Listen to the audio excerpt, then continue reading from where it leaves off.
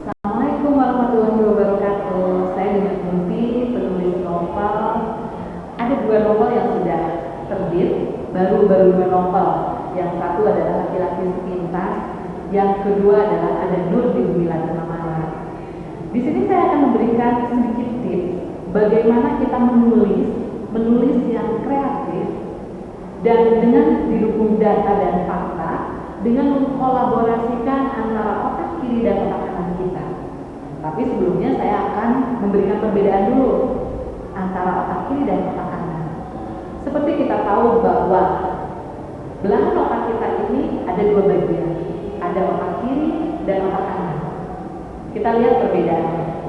Otak kiri ini lebih ke hal-hal yang sifatnya kata-kata, angka, kemudian logik dan analisis. Itu adalah otak kiri.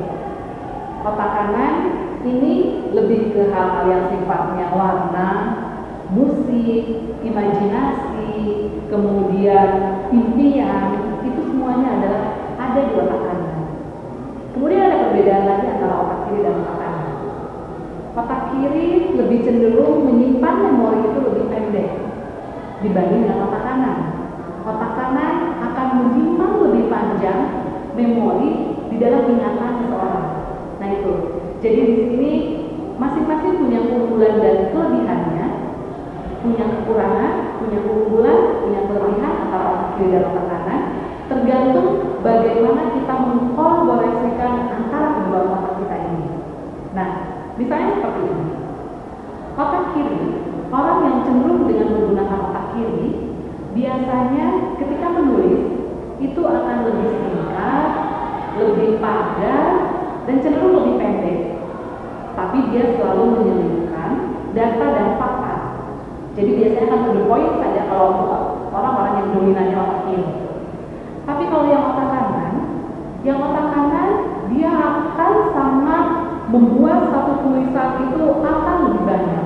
Dia akan mengeksplor semua kata-kata itu dalam satu kalimat, itu akan lebih banyak dibanding dengan menggunakan otak kiri.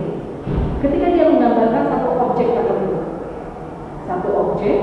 satu kata tertentu, orang yang dominan dengan otak kanan itu bisa menggambarkan beberapa kalimat, mungkin bisa jumlahnya puluhan, bisa mungkin ratusan juga, hanya dengan satu objek itu dia bisa mengeksplor semua kalimat-kalimat dari satu kata.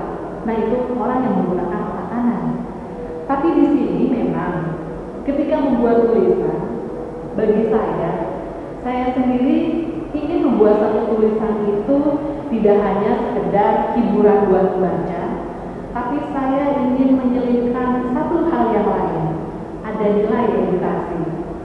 Mungkin seperti beberapa pembaca yang sudah membaca karya novel saya yang kedua, baik yang pertama maupun yang kedua, saya selalu menyelipkan satu data dan fakta yang ada.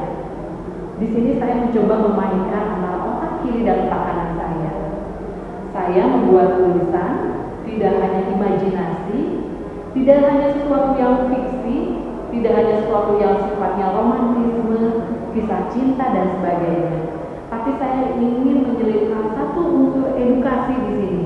Satu hal yang bisa didapatkan oleh pembaca ketika pembaca membaca tulisan saya gitu.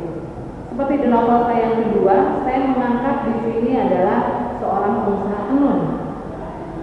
Bagaimana perjuangan dan semangat pengusaha tenun ini supaya usahanya berkembang.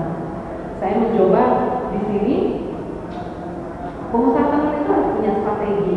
Saya membaca untuk strategi marketing. Kemudian bagaimana dia supaya ekspansi pasarnya lebih luas lagi. Saya mencoba untuk menyelipkan di sini pengusaha tenun itu harus membuat satu website. Saya di sini membaca tentang buku e-commerce dan bisnis online. Jadi di situ ada beberapa, tidak hanya itu saja, ada beberapa banyak hal yang saya selipkan dari sisi otak kiri supaya ada keilmuannya di situ.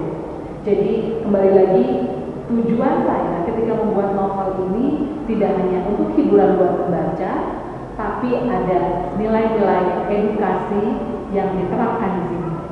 Baik teman-teman, saya akan memberikan tips lagi bagaimana menyeimbangkan otak